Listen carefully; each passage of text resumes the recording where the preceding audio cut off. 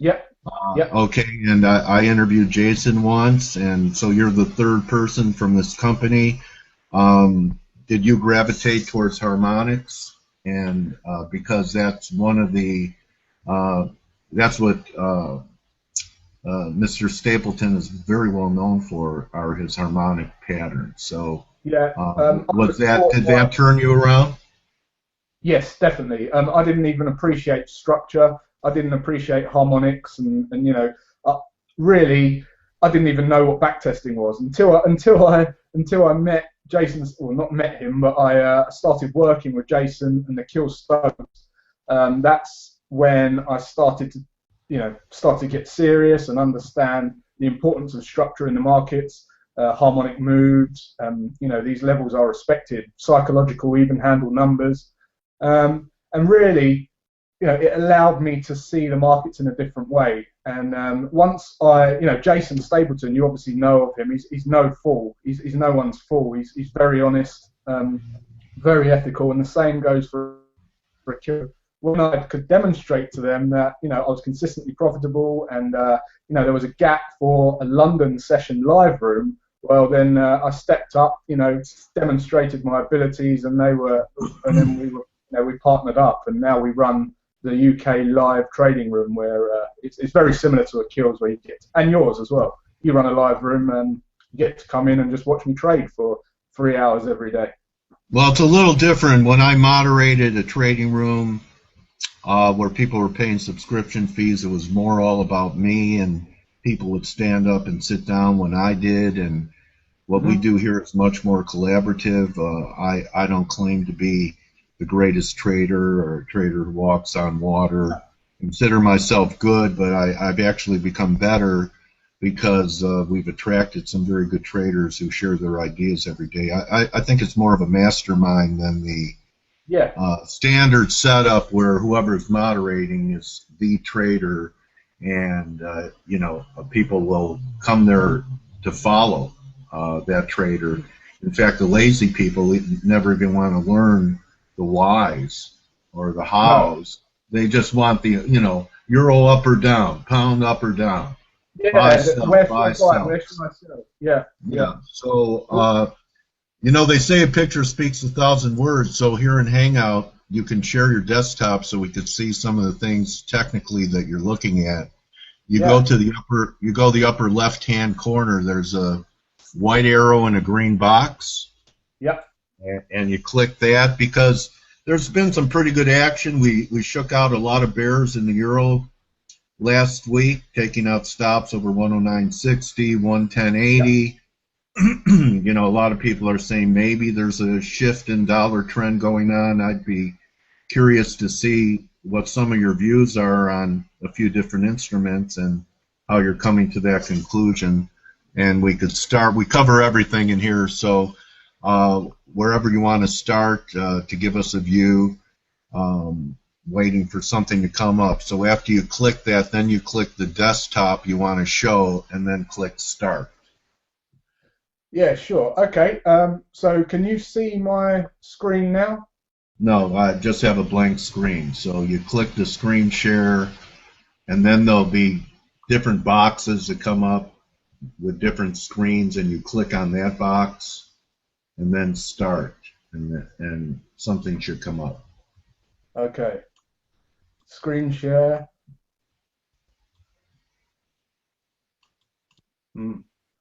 It's actually sharing my screen, but it says I'm the only one here. That's interesting. Bear with me. It's okay. Used to be a little easier with Skype, but you click that box. I'll do it. So I click the box. Got it. You got it? Okay, so still nothing coming up. There we go. I think something about to. Okay. All right. Okay, so we're looking at the pound here. Yeah, I was looking at the pound. If you want to look at the dollar, that's fine. That's fine. Yeah. It's what you have conviction about, or what you're looking at, and what's important to you in the market structure of the pound. We have that nice pop from the 141 level. Yeah, I think we achieved almost a 50% retrace of the recent decline. yeah. What's your view from here? Is there another drive left to the upside? How are you approaching the pound today? Yeah, I am expecting a retest of this level at 14600s. We were bearish, bearish, bearish. We came down and we're at the lowest point since sort of 2009. We did find support and then market consolidated. And we broke out to the upside, and I said to the guys in the room, we'll look to get long. We had new structure highs and we was bullish, but then as we came up to test this previous support level here, this is what I was paying attention to. Interesting. And just like a wall, the market smashed into it, and we saw a retracement. There was some counter trend trading taking place there, and we made some money off of that. But I'm expecting a retest of that level. Essentially looking at it. Up back towards 46. I want to ask you, what are your boxes there? You have green boxes, you have pink or fuchsia boxes. Yeah. Are they your pivot zones? What are they? They are essentially dynamic support and resistance levels. So what makes them dynamic? They're dynamic because they're based on the time frame that you're looking at. So you can set them to, if you're on the 4-hour chart, you set them to a daily time frame, and they'll give you the major support and resistance levels. And then typically, if I go down to the hourly, I'll set them to 4 hours, and they'll give you a support and resistance level on the higher time frame that you're looking at. So okay, is that part of pay attention to? Part of a software package offered to people that use your service? Yeah, we developed these at Trade Empowered, okay. And they're just indicator. They work with Ninja and MT4 and things like that. Okay. Okay, so right. What I was looking at is the best place to get long, and really, I am interested at the level we're at now, the 4400 level. We came down. We came down. We've come down into this level here, and I'm big. As I mentioned, I'm big on psychology in the markets and harmonic moves, and you can see that we're coming down to an ABCD harmonic move at this level. Now this 143.50 level, price action respect to this level. This harmonic that you're showing us with the blue line is kind of like almost like an Elliott pattern, ABC, equality with both waves. Yeah, it's not Elliott waves because it's Elliott wave. I don't trade off Elliott waves, but there's certain filters that I use. But even in harmonics, you look for equality. You also look for fib extensions of equality. And, of course. Okay, so what tells you this area is important? Just a number of filters, really. In my trading, I have lots and lots of filters that I pay attention to when I'm looking to place a trend continuation trade. And really, I pay attention to everything from candlestick formations to, looking left, structure looking left. This wedge pattern here, you can see we broke out, and then as we come down, then we should find some support at this level. And then obviously the psychological numbers as well. Well, you can just look left, you draw a line in, and you can see how this 1450 level is respected. You see we're putting in these low test candle wick bars here, so I think this would be, it lines up with a Fibonacci extension. We've got Fibonacci inversion in that area as well. I think my tools don't work sometimes. So you're looking for a recovery but a lower high. I'm looking to get long in this area here.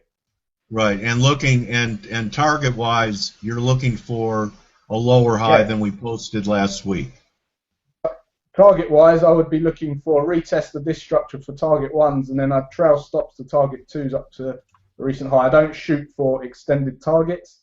I'm a trend continuation trader, but not a trend following trader, so I don't shoot for extensions. I just trade for a retest of structure in the direction of where I predict the market's going to go. Okay, So does the pound structure differ from the euro structure, that the euro is pulling back as well, but it has the potential to take out the highs from last week, while the pound looks like maybe all we'll get is a retest?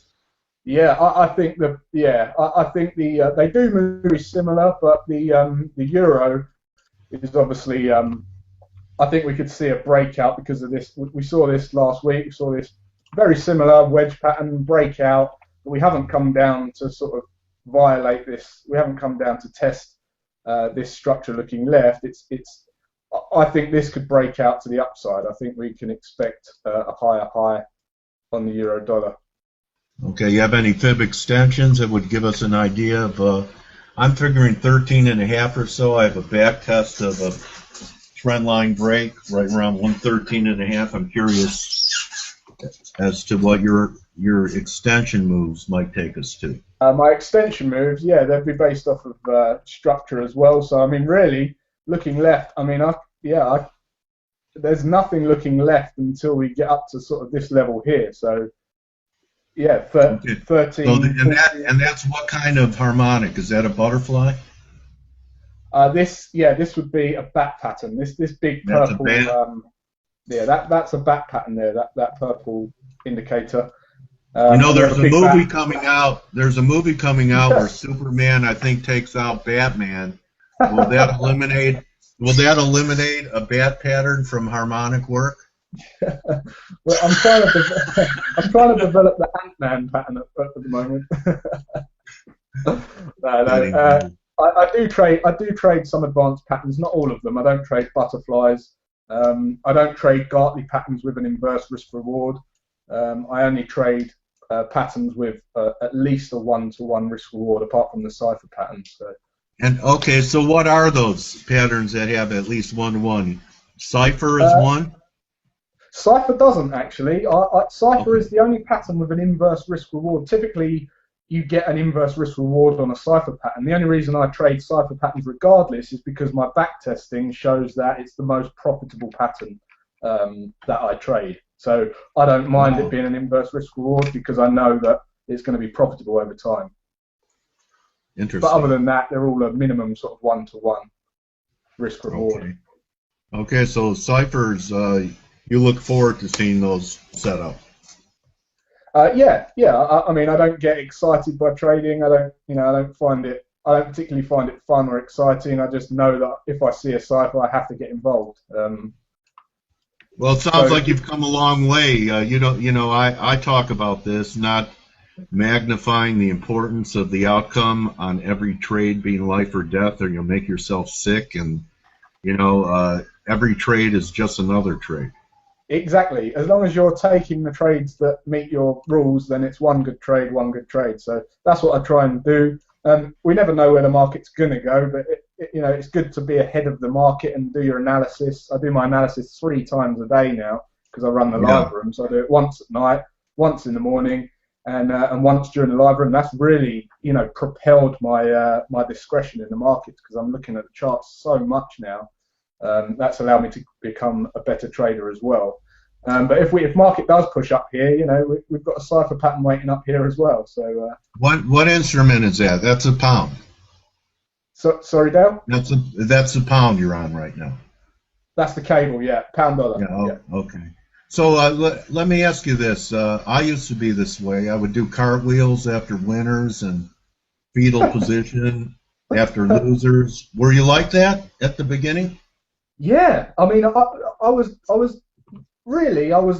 trading a system that I hadn't developed. It was a plan that was put together by someone else. I was just clicking buy, clicking sell, and really I didn't know the story I was in. So I would be in a trade, I would feel terrible when I lost. I'd come home and not speak to my family, and then when I won, I felt like a god, and I felt I typically wouldn't even let the targets get hit. I'd move my targets and take targets early, take profits early, and I'd have this constant battle in my head, like, oh look, it's moving towards your target. You should take the profits, and then the other side of my head would be going, yeah, but if we let it run, we'll get more profit out of it. This could be the big one, and I'd have this constant Yeah. battle in my head every day, and it was destroying me. You know, I'd come home. I still have to fight that. You've overcome it completely, haven't you?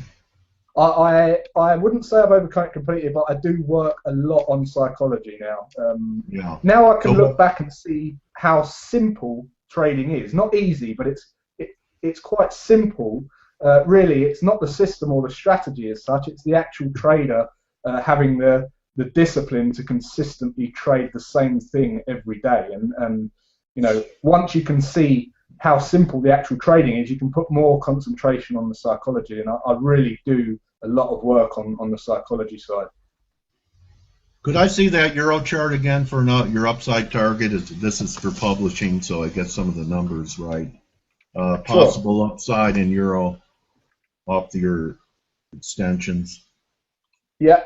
I think you had like a 114 something on some harmonic came in there, 1360.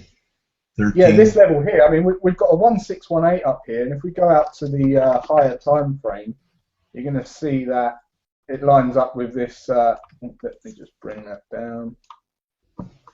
Sorry, Dow, I don't have enough That's days okay. lined up here, but Yeah, that's what you had. that's it there. So that Yeah. structure level looking left there, that's where I'd be expecting market to go to next. Okay. So you say you focus a lot on psychology. Why don't you give us a couple of your pearls?